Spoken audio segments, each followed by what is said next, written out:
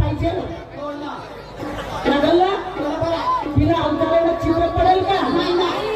आता अवतार म्हटला तर आमच्या इकडे एवढी लंबी विधवर राहते लोखंडाची दाबण म्हणतो आम्ही. हो तुम्ही काय म्हणता माहित नाही. लोखंडाची दाबण लागते. आता याचा